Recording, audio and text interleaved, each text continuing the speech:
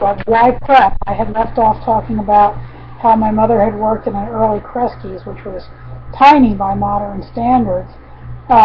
We were also not depending on the mall. Lancaster County had one of the first modern malls that opened in the mid-70s. It was called Park City, and it was such a new phenomenon, such a novel thing that people were coming by tour bus load from all over the state to see it, actually all over the East Coast to see it, because they'd never seen a mall before. So in my lifetime, we weren't depending on malls either. So we weren't depending on malls, we weren't depending on big box stores, and we weren't depending on supermarkets.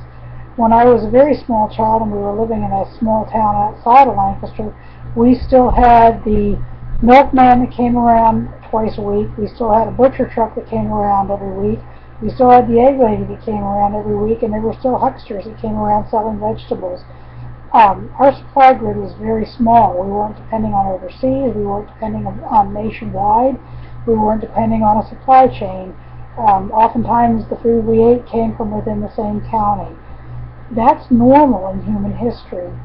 If you look at human history throughout the world, this phenomenon of depending on stores for our needs is a very short blip in history.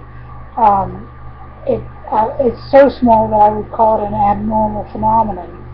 So for those who say that preppers are all right-wing nuts, I would say that no, we're not. We are normal in all of human history and all of the world. If you're looking at it from the point of view of it's not showing faith, it's not trusting God, well, when we're buying stuff, we're not showing faith in God, we're showing faith in the supply grid and in the Waltons and in the owners of the national brands, in large companies, in large stores, in supply grid from China. We're not showing faith in God. Faith in God is in putting our seeds in the ground and depending on Him for the rain and the sun and the nutrients, and thanking Him for the blessings we receive at the end of the season and putting that up and keeping it. That's normal in all of human history. If you look at the agrarian calendar, normal is in the spring you're shearing your sheep and you're breaking your flax, you're planting a garden, you're living off of the tail end of last year's food, you're fishing, you're living off of wild greens such as dandelion greens and lamb's quarters and pokeweed and morel mushrooms. You're planting your garden and getting ready for the season. In the summertime, you're continuing to grow your garden and you're putting your food up. You're putting up the produce of your orchard and your vines. Your cows are fully in milk. You have calves on the ground and your cows are producing more milk than the calves can handle, so you're putting up cheese and butter for the year. You are eating your eggs and your chickens.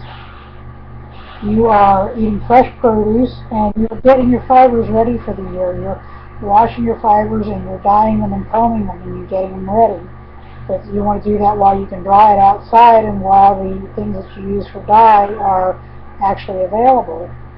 In the fall, you're gathering in your grains and putting them in the granary. You're gathering in your squash and your pumpkins and your root crops, and you're putting them in a root cellar or an arch. You are putting up you're hunting your small game and your large game. You're butchering your calves and your hogs, and you're salting and brining and smoking your meats. And or if you live in the northern tier states, you're putting your meats up in the attic where they'll stay frozen all winter. In the wintertime, you're tanning your hides and your furs. You're spinning and weaving your fibers, and you're making cloth and you're making clothing. And you're also, if you're a farmer, you're mending your harness and your tools. You're putting new handles on your old tools. You're getting your implements sharpened and greased. You're breaking your calves and your colts for the next spring for the plowing and getting ready for the next year. That's what's normal in all of human history and all of the world. What's not normal is not having a house stuffed full of your needs and depending on others to be able to buy what you need. That's completely abnormal in human history. So if you're that off-grid or need to have everything, no you don't. You need to have seeds. If you've prepped for a month and the crisis lasts 2 months, you're out of luck.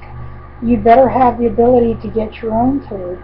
You can't store enough water for your needs for long term. You'd better know how to gather it and make it safe to use. This is just the normal way of living throughout history. Thanks for your time.